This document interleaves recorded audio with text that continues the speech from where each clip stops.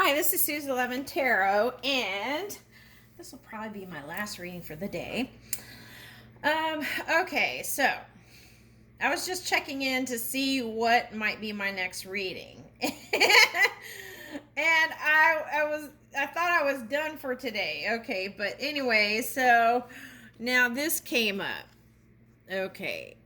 Intimacy, 8th house. Okay, so let's see what it says down here. Investments, intensity, contracts, sex, erotic, capital, secrets, mysteries, obsessions, inheritance, kundalini energy, stalking, the underworld. Okay. Well, I don't really feel like I'm qualified with the intimate, erotic sex part. I was like, Spirit, I don't think I'm really qualified for this because I haven't been in a relationship for years. So,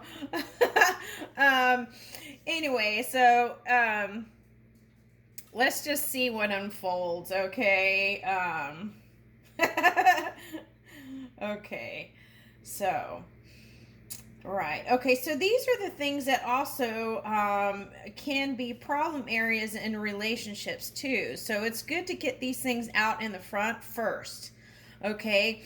Because a lot of times, if there's something that's not said, then that could turn into, they were showing me the grudge, the grudge.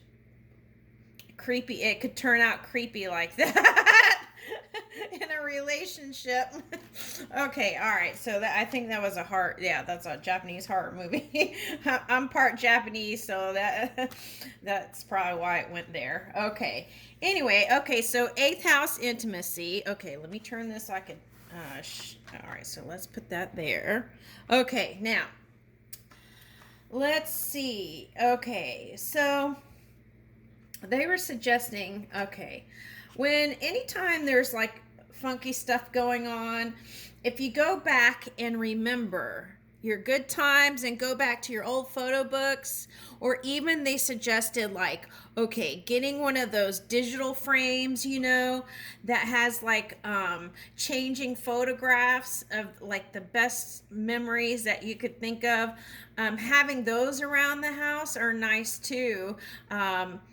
Especially during the times when things get tough, bringing those out or turning them on could help create different points of focus in the house if you put those in different places in the house where people frequent, right?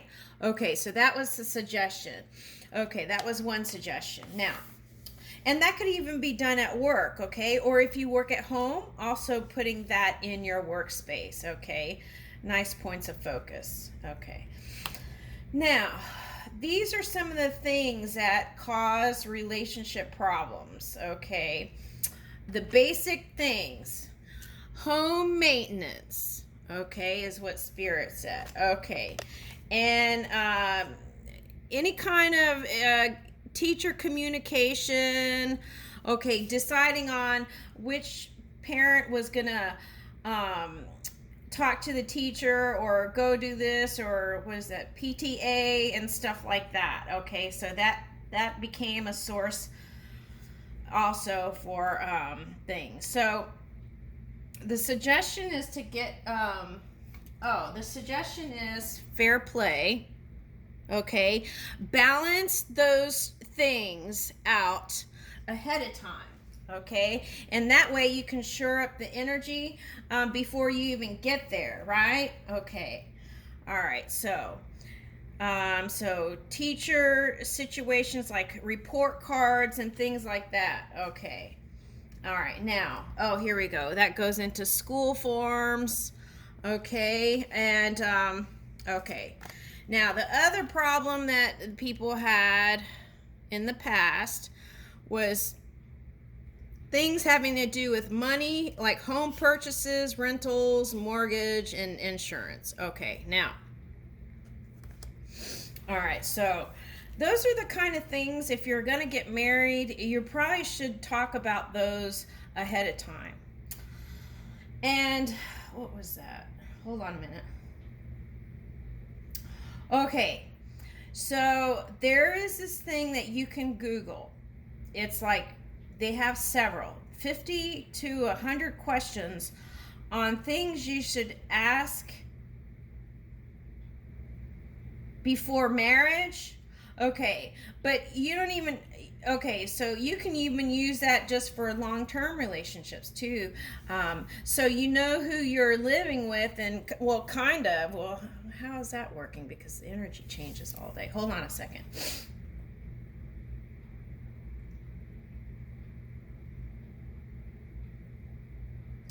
Okay, so all right. So every day is a new day. Every point in time can be a new day. Okay, so just like a clear slate, okay, or a empty canvas. But if you can ask these questions up front, okay, it won't be so shocking and jarring to the parasympathetic nervous system. Okay, so then you would have more energy to stream that through the bigger picture. Okay, all right. So let's see here. Okay, so caregiving. Okay. Now, when I channeled this, okay, diapering and potty training, okay, I got two different things from this, okay. Well, I got three actually. I just remembered. Okay. All right. So the first thing is, okay. Okay, so you know what comes in these things, right? Okay, so now BS. Okay, so dealing with each other's BS. Okay, and it could start with SH. Okay, but anyway, dealing with each other's BS. Okay, so if you're in a space and you need time out for yourself, right? Okay, you could let the partner know, hey, listen, I need a timeout, or I need to go do this. I need, anything to kind of regroup and return to center, okay, in the heart.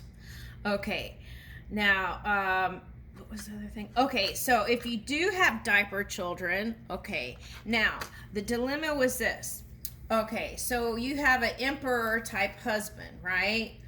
Okay, so he's really busy with everything, and then the woman ends up taking care of all the babies and diapers, and feels and felt tired. Okay, so it's important to share diaper duties in a relationship is what I'm getting with that. Okay, balancing out those kind of things can open up pathways of appreciation for equal support in the relationship. Okay. I don't know why I'm doing all this because, okay, but anyway, I'm sure there's tons of people who have more experience, but anyway, so I'm just going with it. Okay, so what was the other one? Okay, I'm going to leave it for now, and let's go to laundry. Okay. All right, so even laundry, okay. Some people went as a couple to the laundromat to do laundry, and that was satisfying. Okay, so, but, okay, if you're a family and you're at home and you have a washing machine, it's nice to maybe to equal out, do laundry together, okay, and that might be a fun thing, okay, and have like a laundry day, or I wash these colors day, or whites day, like that is what I was picking up from there. Okay, and then having tea and coffee and nice conversations while doing laundry, and then that way it won't be a point of resentment, okay, feeling like you're doing all the work. Okay. Woo! Okay. Now, okay, hosting. Okay, so hosting, that's another thing too. Okay, so one person, okay, one person doing all the hosting stuff to kind of raise, to get promotions and things like that, okay, is what I picked up, okay?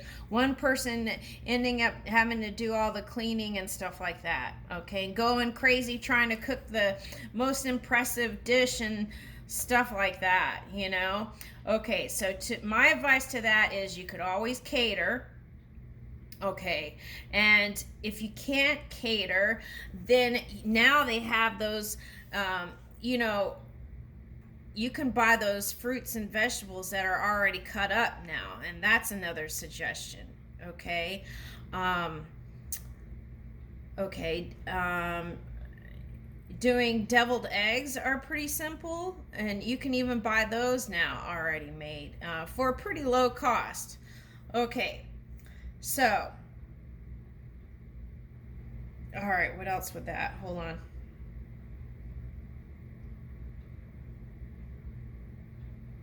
Yeah, you can impress people with things that you buy, too.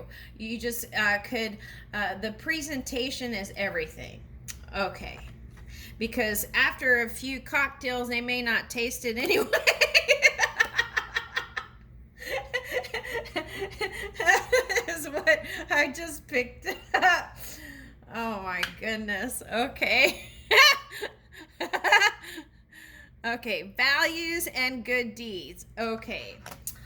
All right, so now what they showed me was the extreme version of altruism was like Mommy Dearest, the scene where, okay, she's like going crazy because she wants her kids to give all their Christmas toys and stuff like that. Okay, well, it doesn't have to be that extreme, right? You can find a nice medium where they just, can even raise money in other ways and have the kid choose some kind of charity for themselves. Okay, because then they would have more interest in the charity that they chose, because it would be something that they're invested in, okay, energetically.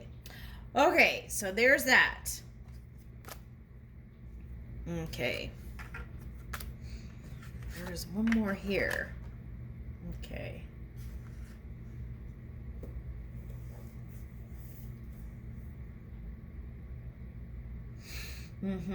Okay. Well, with potty training, some kids learn later and some kids learn early.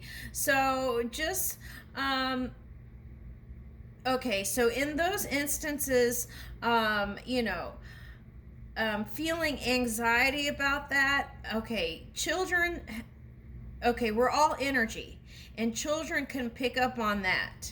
Okay, so the sooner you can be at ease about when that's going to happen, the better off it is for the child, is what I picked up with that. Okay.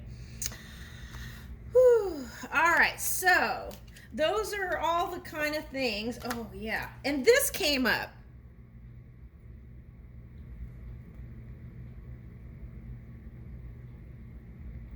Unicorn space. Okay, answer this question, then make a commitment to setting aside the time to pursue it. What makes me feel at least two of the following emotions: exhilarated, content, fulfilled, or focused? My unicorn space for the next 6 months will be: I will commit hours blank a week to pursue it.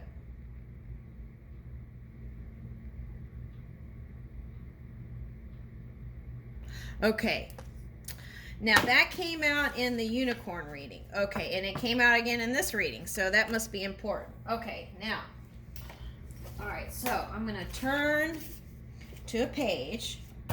Woo! Okay, I got this book.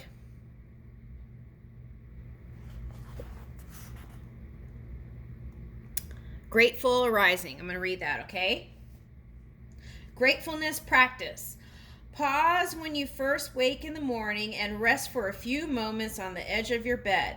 Take time to notice 3 things for which you can be grateful and feel grateful before anything has yet happened. Parts of your body, the air around you, sounds, dreams. Simply notice and appreciate 3 things. Then go into your day. Okay, and then the other one on the other page, I just turned it to any page, Okay. Wherever you go, go with all your heart. Confucius. And here's a question. How might I show up with all my heart when I do the most routine things today?